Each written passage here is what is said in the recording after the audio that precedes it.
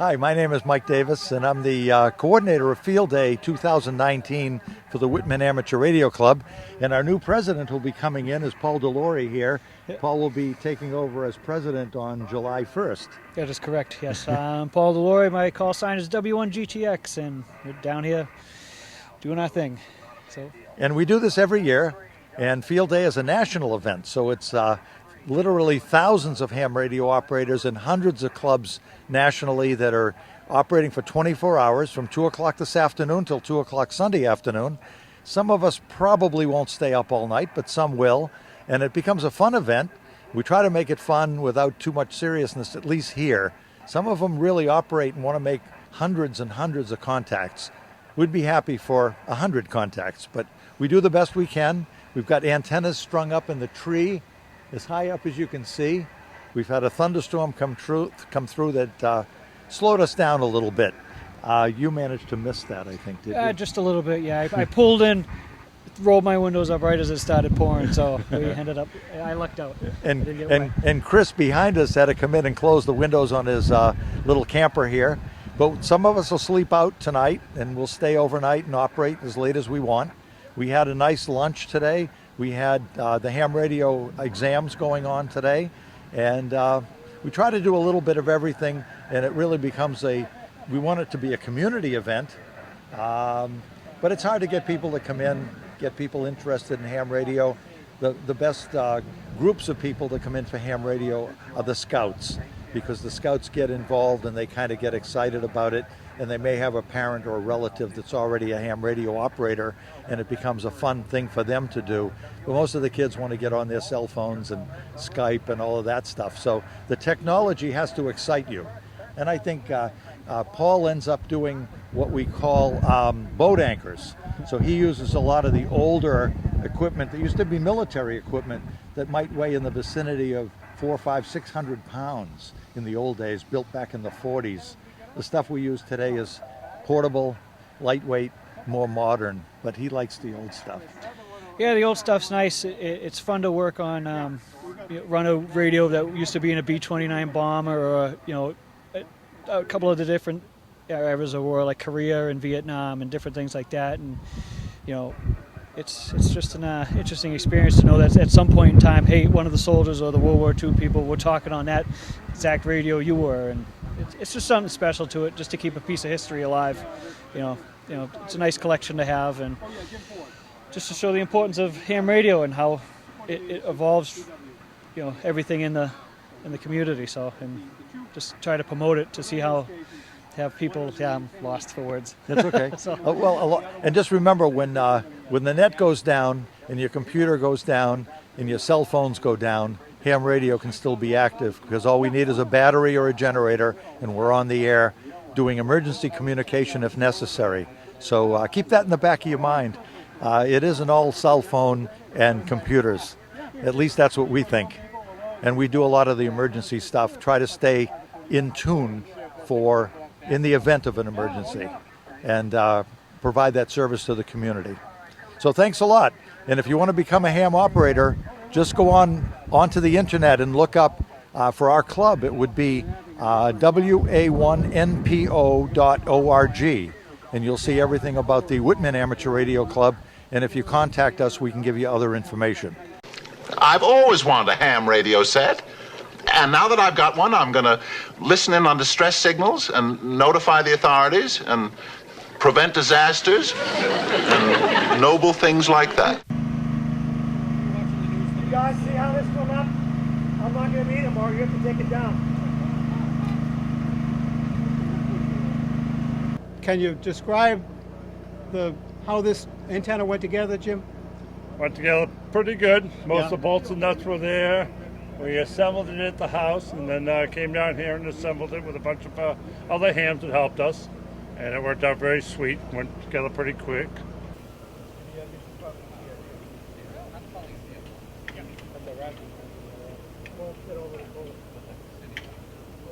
Kevin, Yes. This was your idea, wasn't it? Yes. We tried this once before back in '06, and it worked very well. So we thought we'd try it again. And with the use of the beam from on loan to us from the club, and the vertical, which is going to be replacing my vertical that was damaged a few years ago. We're going to see what we can do for contacts. The whole thing, once it's up in the air, so right above the tires, the whole thing turns. Oh, yeah. Oh, okay. Oh, so the lift will turn. Oh, that's cool. You don't need a rope.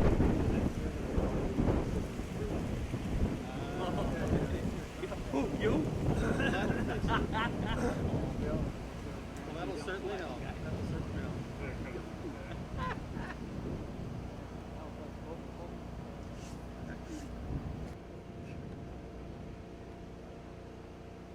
Are you gonna put it right to the basket and drop it all the way down the boom? That's good. How much you got? What? How much ground cable you got? 100 feet? Okay.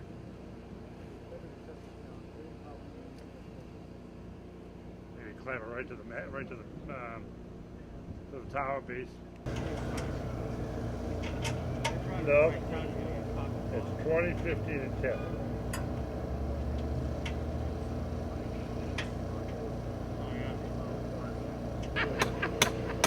Boom! Half the town of Bridgewater goes up in flames. Now, this beam will rotate, correct? The beam will rotate using the lift. It will not rotate on the rotator itself? No. No, the rotator did not. It didn't function? Didn't function. Okay. So All right.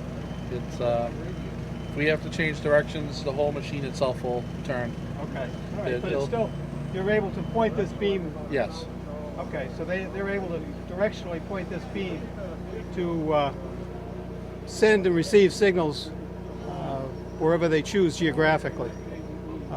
What I don't remember what beam was this set up for, Kevin?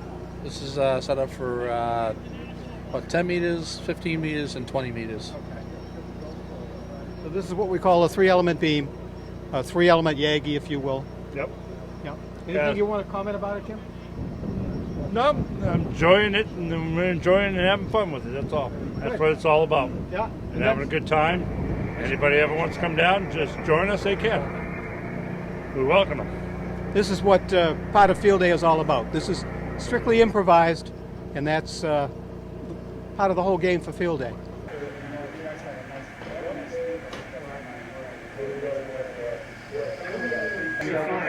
I used to be 37 and 17 in that area. But that all fell apart. I took my antenna. We're here with one of our Field Day stations. This is Jeff, N1SOM. He's working 40 meters, Jeff? 80. 80 meters, okay. Which is one of the bands that we operate on. I won't go into technical details, it's not worth it. But anyhow, we had a few problems putting up Jeff's antenna this afternoon. The antenna launcher, the line on it just wasn't long enough to carry the slug that we use up into the tree branches and back down to the ground again, so we couldn't pull the antenna back up into the trees like we wanted to.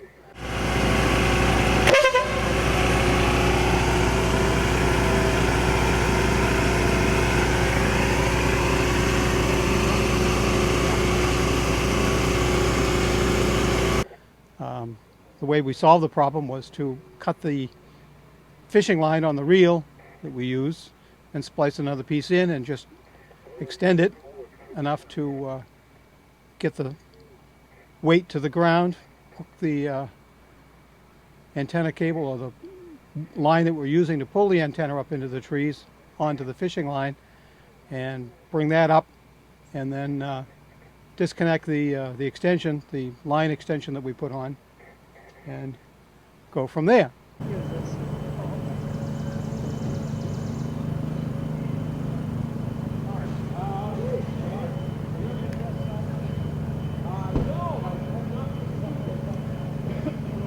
And we got one end up, and then we had a slight problem with getting the other end up, so we worked around that and got it up in place, and now he's up on 80 meters.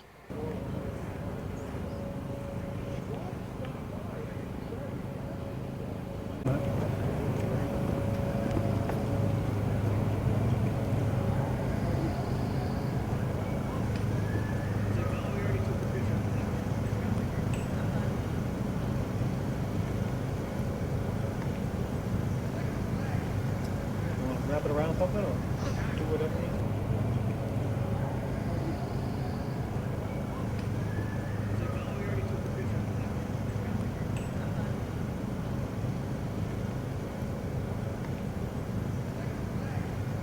You want to wrap it around something, or do whatever you need? What? Oh, you got it. Okay. Yeah, this is all set.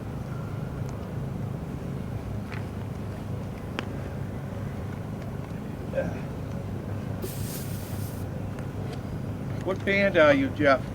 80. Tell me when to stop. Go ahead, take it up.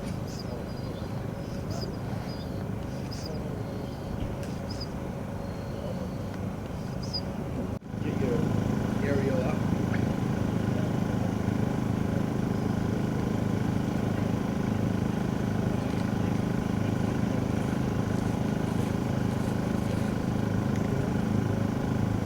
We thought we'd take a few minutes and kind of explain a little bit about some of the technical aspects of amateur radio.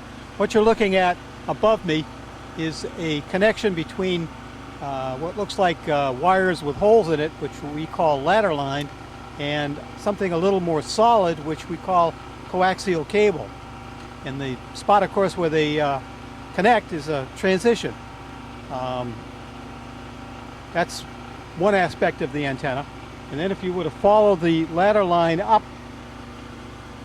if the contrast is such that you can see it, there's a connection between the ladder line and two pieces of copper. It's braided copper wire. They are a specific length, and that is determined by a scientific formula, which I won't bore you with. But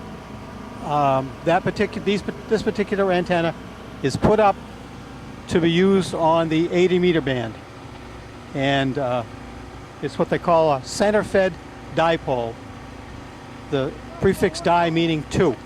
So you've got one element, the other element, and then the center connection. It comes down. There's two wires in that ladder line. It comes down, and then it goes into the transition and goes into the coax, and into the. In this particular case, it's a camper. And the radio is situated in the camper, and if our cameraman will turn around and grab a quick shot of the generators, these are the generators that we use for auxiliary power for the radios. And we are operating today 5 alpha, which means 5 stations, alpha meaning auxiliary power. So that's why the generators are here. All the radios themselves have to run alpha because that's the category that we chose to operate with.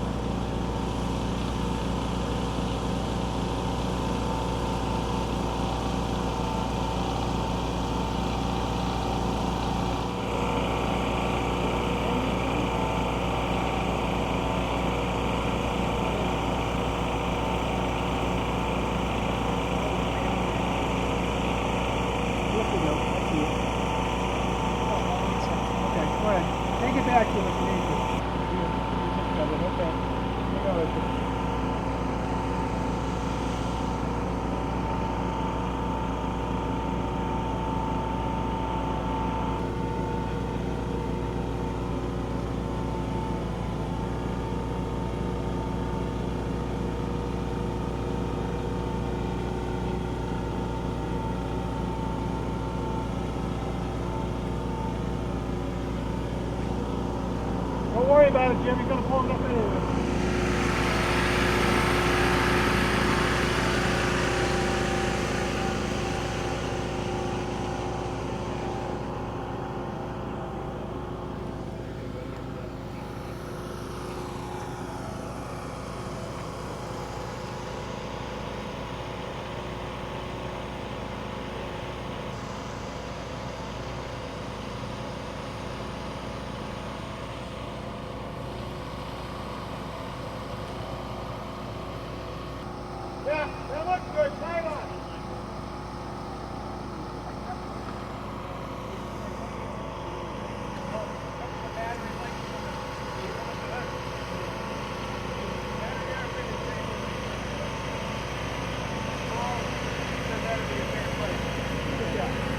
Oh, yeah, yeah.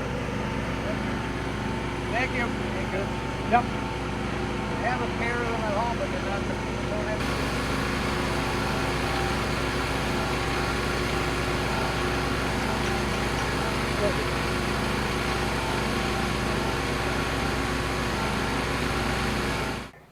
have. Any comments you want to make, Jeff? Have you made any contacts? Made a couple of contacts so far. I mean, this band works a little bit better when it starts getting later in the day. But so far, everything's working good. As you can see we got a logging program. Everything's all electronically, and we just put down all the contacts we've made. So right now, it's just a couple. Yeah, like Jeff said, as the day goes on and the darkness starts in, the atmospheric conditions that affect the frequencies that he's operating on will get better, and he'll be able to make more contacts. Field Day is it's a national event. Actually, it involves amateur radio people from Canada as well, and I believe it's the Virgin Islands and Puerto Rico as well. Yeah. All of the U.S. territories and Canada, North America, basically. It happens once a year. It's the fourth whole weekend in June each year, and it is a 24-hour operation. We started transmitting and receiving at 2 p.m. our time, and we will stop operating at 2 p.m. tomorrow afternoon, and then everything will get picked up and taken home. But the objective is to go to some place that you wouldn't ordinarily operate from, which in this case happens to be the back end of the East Bridgewater YMCA property. And we set up temporary antennas. We are operating off of generator power, and it's all just to test our operations capability in terms of what amateur radio can do. And we reach out to as many possible stations as we can on each of the bands. And we have, in this particular operation for the club, we have 5 stations that are operating different bands, which is different segments of frequency that we use. I don't know what else you can say. It's just that simple, and it happens every year. Has been happening for many years. CQ Field Day, CQ Field Day, CQ Field Day. This is November India 1 X-ray. November India 1 X-ray calling CQ and standing by. CQ Field Day, CQ Field Day, CQ Field Day. This is November India 1 X-ray. November India 1 X-ray calling CQ and standing by.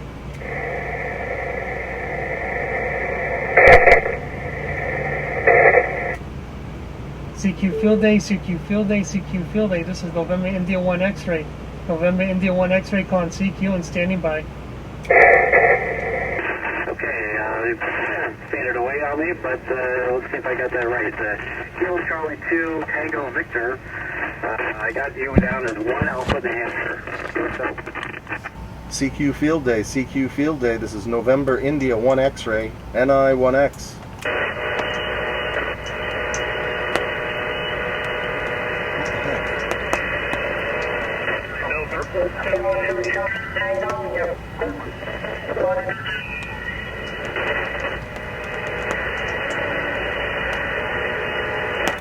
CQ Field Day, CQ Field Day. This is November India 1 X-ray, NI 1X.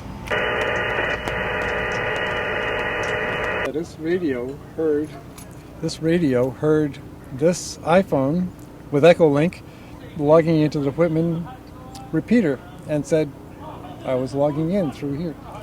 And then when I cut it off, it said, oh, so-and-so disconnect. This radio disconnected from the repeater.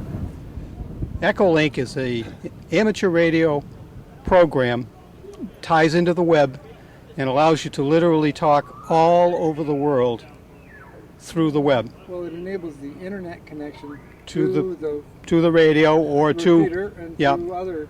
But I do a computer-to-computer conversation with a friend from the island of Guernsey once a week. Have been doing it for years now. Echolink? On Echolink. Oh.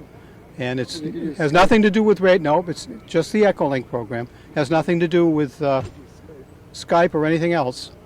And we enjoy it.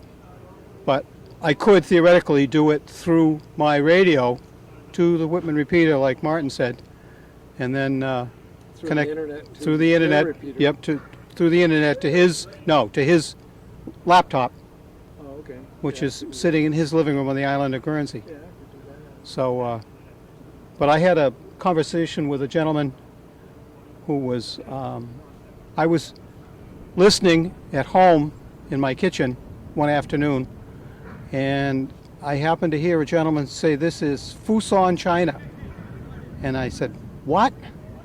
How is he getting through the Whitman repeater?" He was using Echolink. He was on a laptop. He was part of a group of 6 Americans who had gone to the city of Fusan, China, to help the Chinese amateur community. And it was like 2 in the morning his time, so it was 2 in the afternoon my time. And he was like the kid with the flashlight reading under the blankets at night. He was whispering, but he was checking they had just gotten into Fusan, traveling, and he was testing his Echolink, his computer connection. And how we picked the Whitman repeater, I don't know, but we had about a 10 or 15 minute conversation, which I will never forget because it was one of those very unusual connections. I've also put on Echolink for the Cub Scouts. I invited a couple of Cub Scouts into my home, and we logged into the Echolink through the computer. Well, but Echolink is not the only internet link. No, radio there's system. there's others, like internet, APRS. and IRLP, which stands for Internet Radio Linking Protocol, which is another method of connecting.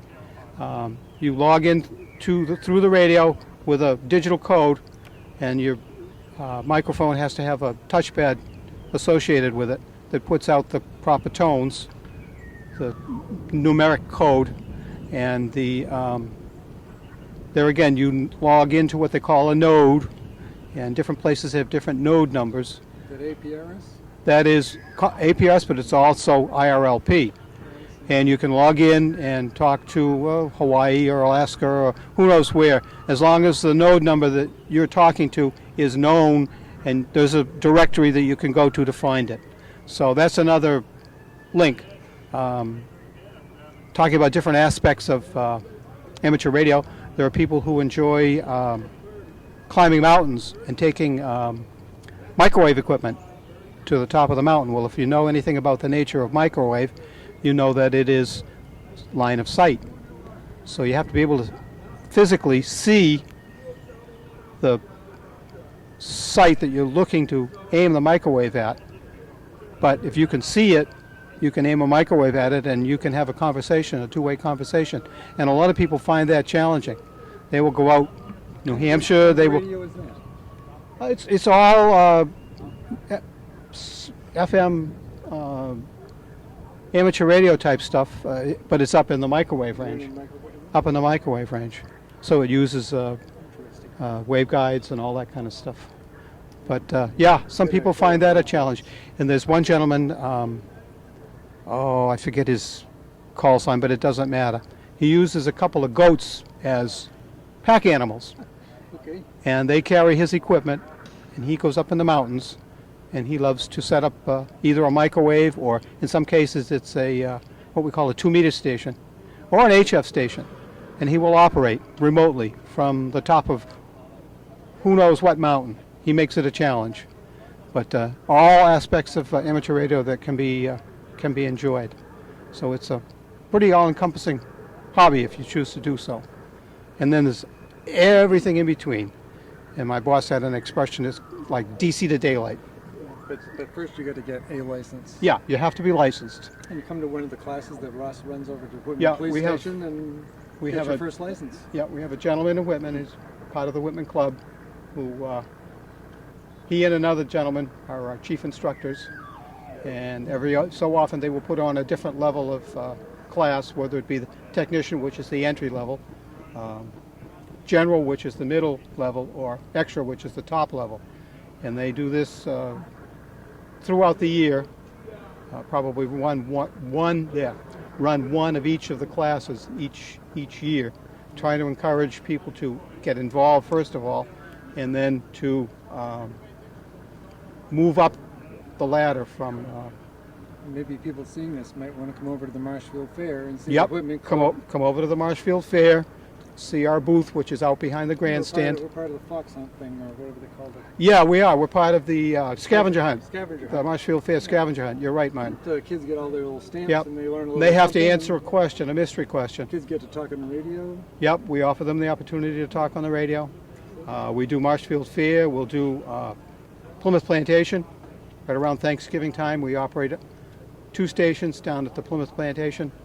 So there's all kinds of opportunities. This is quite a Whitman and club and We are radio. we are a very active club. We Good try work. to be. Yep. Good work. And then there's opportunities to acquire new and used equipment twice a year.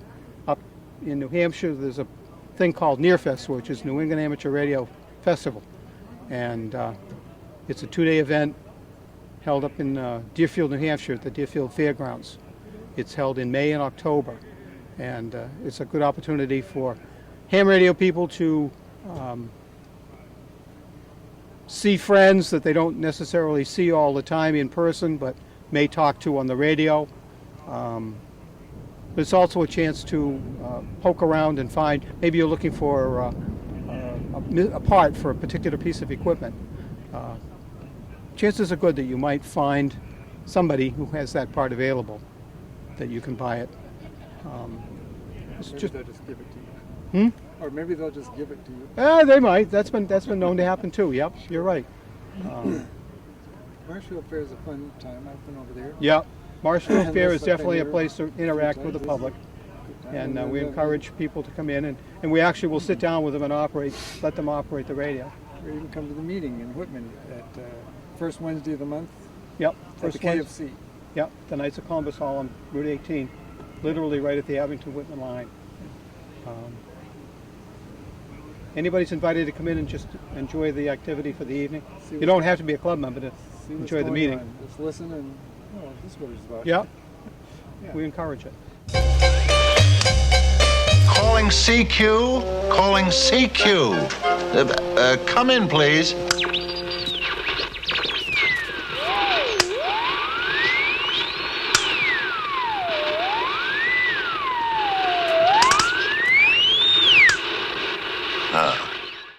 These are the 2019 totals for the Whitman Amateur Radio Club Field Day. On 10 meters, we had 60 contacts, all done by voice. On 15 meters, we had 2 contacts by voice only.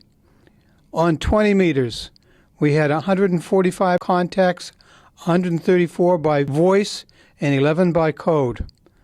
40 meters, we had 219 contacts, 33 by voice, and 186 by code. 80 meters, we had 104 contacts, 99 by voice, and 5 by code. The totals were 530 contacts, 328 by voice, and 202 by code.